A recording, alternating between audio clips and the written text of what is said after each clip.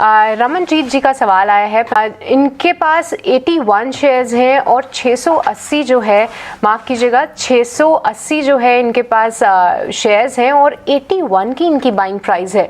काफ़ी निचले स्तरों की इन्होंने खरीद की हुई है। मुझे एक बार चेक करना होगा कि विप्रो कौन से साल में 81 के स्तरों पे मिलता था। पर अविनाश जी, क्योंकि आप मार्केट में कई सालों से है, विप्रो इतने बेहतरीन रिटर्न है। बिल्कुल, इनफैक्ट ये 81 रुपीज का भाव तो काफी साल पहले का है। मुझे लग रहा है कि जब इनिशियली विप्रो लिस्ट हुआ था तभी शायद उस प्राइस की ये बात कर रहे हैं, तो बहुत पुराने इन्वेस्टर लग रहे हैं। मेरा तो सुझाव है कि देखिए, अभी अगर इनको पैसों की जरूरत नहीं है तो थोड़ा सा डेफिनेटली ये थोड़ी क्वांटिटी ये होल्ड कर सकते हैं। और दूसरी बात है, अच्छे अट्रैक्टिव वैल्यूएशन पे चल रहा है तो थोड़ा क्वांटिटी बुक करिए, क्योंकि वैसे भी ये बहुत अच्छे प्रॉफिट पे बैठे हैं और कैपिटल गेन्स तो इनको जरूर मिलेगा। तो मेरे ख्याल से 50% बुक कर लीजिए और 50% टीसीएस में कन्वर्ट कर लीजिए। मुझे लग रहा है कि आईटी एक ऐसा सेक्टर है जो वापस अभी कमबैक स्टेज में है, क्योंकि जो भी कंपनीज डॉलर कमाती है, हमको लेवल्स दोनों कंपनीज में काफी सिग्निफिकेंट है। लेकिन अगर हम लॉन्ग टर्म के पॉइंट ऑफ व्यू से देखें तो डेफिनेटली रिस्क रिवॉर्ड अच्छा बनेगा। So I would suggest at least 40-50% profit book कर लीजिए और वो पैसा जो आएगा वो वापस आप टीसीएस में लगाइए, जहां पे अच्छा रिटर्न्स करंट लेवल से मिल सकते। सृष्टि, मुझे लग रहा है कि एचडीएफसी बैंक का जो एनालिस्ट डे हो गया था वहां पे काफी पॉजिटिव कमेंट्री मैनेजमेंट के पॉइंट ऑफ व्यू से आई थी। और मुझे लग रहा है कि देखिए, ये जो बेनिफिट आपको FY24 से होपफुली देखने को मिलेगा, तो इनका नजरिया अगर कम से कम 1.5-2 साल है तो मुझे लग रहा है कि एचडीएफसी बैंक जो कंबाइंड एंटिटी बनेगी, एचडीएफसी के भी एसेट्स बुक्स पे आएंगे, इसका definitely positive impact HDFC bank पे आएगा। और मोस्ट इंपॉर्टेंटली, जैसे आपने कहा कि 5 साल में प्रॉफिट दुगना होगा, लेकिन मार्केट ये भी अनुमान लगा रही है कि प्रॉफिट्स जो एब्सोल्यूट टर्म्स में होंगे वो काफी सिग्निफिकेंट होंगे। तो उस पॉइंट ऑफ व्यू से इस डेफिनेटली अंडर परफॉर्म % की कंपाउंडेड ग्रोथ आने वाले 2-3 साल में ये अर्निंग्स में दिखा सकता है, तो यहाँ पे होल्ड करे। रही बात स्टील अथॉरिटी ऑफ इंडिया यानी सेल की बात करें, तो मुझे लग रहा है कि देखिए, ऊपरी लेवल पे अभी स्टील के प्राइसेस काफी घट चुके हैं। एक्सपोर्ट ड्यूटी लगाने के बाद डिमांड काफी कम हो चुकी है, कीमतें भी गिरे हैं। तो यहाँ पे मुझे लग रहा है कि आने वाले 1-2 50,000 करोड़ का कर्जा रिपे किया है, तो थोड़ा बहुत बिजनेस लेस लिवरेज हो चुका है। बट इंक्रीमेंटल अपसाइड इस लेवल से काफी नीचे है। मेरे ख्याल से यहाँ पे अगर वो चाहे तो कोई दूसरे सेक्टर में शिफ्ट करके अपना पैसा इन्वेस्ट कर सकते हैं, क्योंकि स्टील एक ऐसा सेक्टर है जो अभी साइक्लिकली थोड़ा वीक लग रहा है। तो यहाँ से निकलने की राय रहेगी वो लिमिटेड रहेगी, क्योंकि सबसे बड़ी बात, कीमतें ग्लोबली करेक्ट हो चुकी है। और हमको लग रहा है कि टाटा स्टील में भी यही प्रॉब्लम है कि इंक्रीमेंटल अपसाइड अभी इन लेवल से काफी कम लग रहा है। हालांकि यहाँ पे भी पॉजिटिव बात है कि इन्होंने काफी हद तक अपना बैलेंस शीट हल्का किया है, काफी डेट रिपे की है। तो टाटा स्टील में मुझे लग रहा है सेल ऑन राइज का इनको स्ट्रेटेजी यूज करनी चाहिए।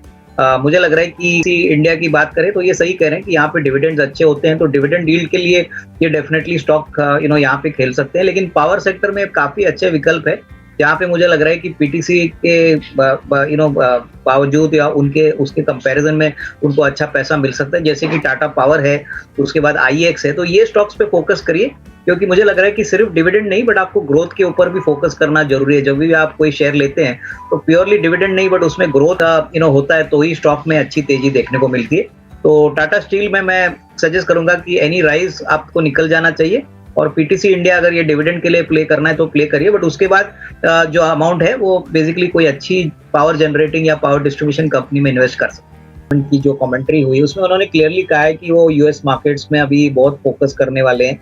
प्लस इनका जो बिजनेस है वो काफी स्ट्रांग है, टेलीकॉम बिजनेस में ये बेसिकली वैल्यू एडेड सर्विसेज पे फोकस करते हैं।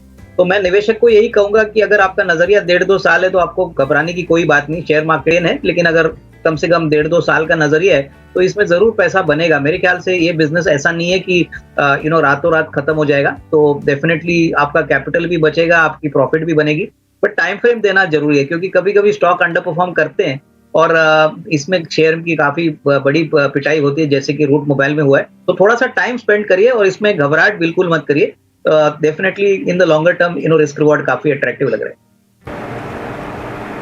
मुझे लग रहा है, देखिए, बीपीसीएल में जो सबसे बड़ा ट्रिगर प्ले आउट होने वाला था वो डाइवर्समेंट का था। यहाँ पे स्ट्रेटेजिक इन्वेस्टर गवर्नमेंट ने प्रपोज किया था, लेकिन अभी ये प्रक्रिया गवर्नमेंट ने कैंसिल कर दी है।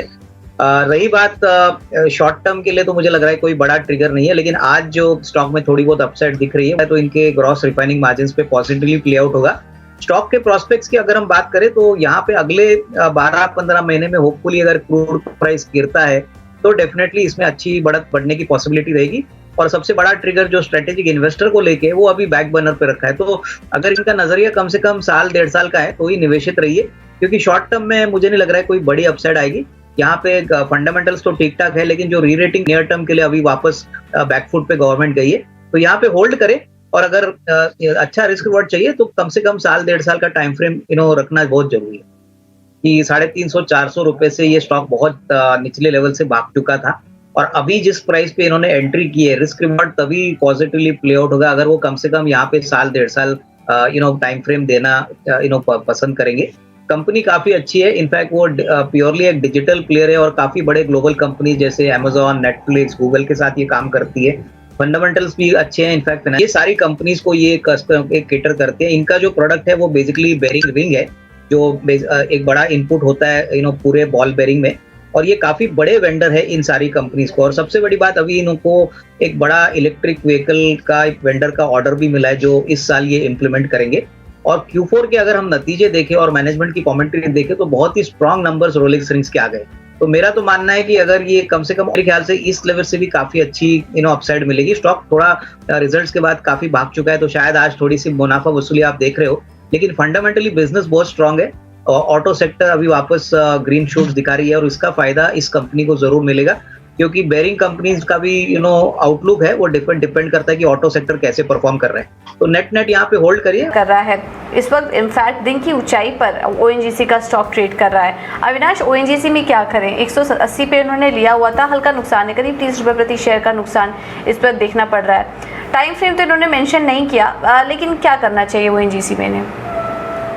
मुझे लग रहा है कि देखिए ONGC एक डायरेक्ट प्ले है क्रूड के, जैसे क्रूड बढ़ता है इनका मुनाफा बढ़ता है, तो मेरे ख्याल से कम अगले 3-6 महीने के लिए क्रूड का जो आउटलुक है वो काफी वोलेटाइल रहेगा, काफी ऊपरी लेवल तक क्रूड के प्राइसेस रहेंगे, और उसका बेनिफिट ये होगा कि ONGC को प्रॉफिटेबिलिटी में काफी अच्छा पॉजिटिव इजाफा होना चाहिए। मेरे ख्याल से होल्ड करिए, हालांकि इनकी बाइंग थोड़ी सी ऊपरी लेवल की है, पर मुझे लग रहा है कि अगले 6-8 महीने में अगर ये होल्ड करते हैं तो अपना कॉस्ट प्राइस और थोड़ा सा मुनाफा ये कमा सकते हैं। देखिए मुझे लग रहा है कि देखिए येस बैंक में काफी रिटेल निवेशक करंट लेवल्स पे या उसके ऊपर के लेवल्स पे अटके हुए हैं, लेकिन शेयर अभी भी चल नहीं रहा है, क्योंकि पहली बात तो इनकी एसेट क्वालिटी बहुत, पहली बात कंपनी बैंक ने कहा है कि इनका जो कैपिटल एडिक्वेसी नॉर्म है ये शायद आने वाले साल में इनको वापस एक इशू करना पड़ेगा, क्योंकि कैपिटल एडिक्वेसी काफी शॉर्ट पड़ रही है। तो इस पॉइंट ऑफ व्यू से थोड़ा सा और इक्विटी डाइल्यूशन आने की संभावना है। पिछली बार इन्होंने FPO करीबन 11-12 रुपए में बनाया था, अभी वापस अगर डाइल्यूशन आता है तो उसका मतलब है कि बुक वैल्यू वैसे भी कम है, वो और वहां पे अभी खरीदार आ रहे हैं। हो सकता है कि ये डील फाइनली क्लियर हो और इससे इनको काफी अच्छा पैसा मिलेगा। तो मेरे ख्याल से अगर इनका नजरिया कम से कम 2-3 साल का है और ये डेफिनेटली इतना टाइम स्पेंड करना चाहते हैं तो इसमें रह सकते हैं होल्ड, बट कोई बड़ा इंक्रीमेंटल अपसाइड आने वाले 12 महीने में तो आएगा नहीं। तो मेरे ख्याल से कोई अच्छी प्राइवेट सेक्टर बैंक जैसे फेडरल बैंक है, उसके बाद SBI है, ICICI बैंक है, प्राइस वाइज आप इनको कंपेयर नहीं कर सकते येस बैंक से, बट डेफिनेटली अगर इनका एपेटाइट ज्यादा है तो ही वो 2-3